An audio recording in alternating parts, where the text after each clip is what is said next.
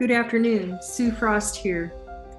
You may have seen an opinion piece in the Sacramento Bee referencing my name, and wow, there they go again. I wanted to clarify something, and for that reason, I'm dialing in personally to deliver this message to you. I think if the Bee had done more research, they might be able to report more accurately. I oppose vaccine mandates as a condition of employment or a condition to attend school. I oppose violating our civil rights. I oppose violating our constitutional rights. And I support medical freedom and freedom for parents to make decisions regarding their child's health care. I supported the Sacramento firefighters when they were opposing the vaccine mandates as a condition of employment.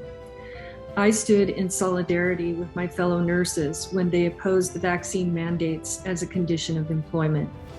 Throughout the most difficult times of this pandemic, the nurses, firefighters, and public safety personnel have been on the front lines working tirelessly, putting themselves at risk. And there were no vaccines while they were doing that for the past 2 years. And now, rather than explore the merit of their concerns, we are tossing them aside unless they get the shot. Throughout the past couple years, I've supported the parents and the students who opposed the extreme COVID shutdowns, lockdowns, masking for their children. I opposed shutting down businesses, and I stood by the businesses.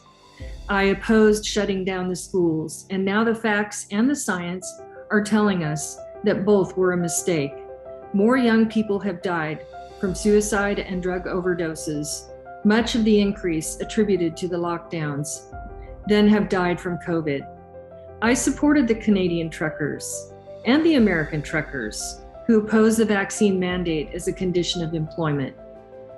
So there's one more thing. I've been hearing from several sources that 90% of the Canadian truckers are vaccinated. So this isn't about the vaccine. This is about government overreach and a violation of our basic constitutional and human rights. My opposition to the vaccine mandate as a condition of employment does not mean that I support every group that also opposes vaccine mandates.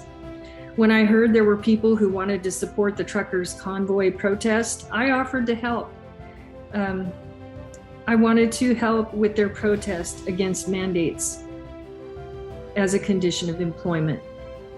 I've always supported the right to protest, our First Amendment right to free speech, to assemble, to redress our government. But on the other hand, I've always opposed violent groups that use violence and threats to push their political agenda. Mandating the vaccine as a condition of employment is an equally bad policy that will eventually harm more people than it will help. I oppose the governor's overreach and continuing this state of emergency and suspending our rights. He's even continuing despite the fact that he's made the announcement we are out of the pandemic and managing an endemic.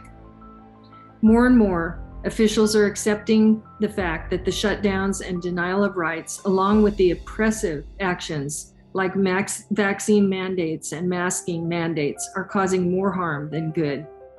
I will continue to work to end the vaccine mandates. I support groups that oppose forced vaccines as a condition of employment or to attend school. It's time for us to end this state of emergency and get back to normal. Thank you for listening.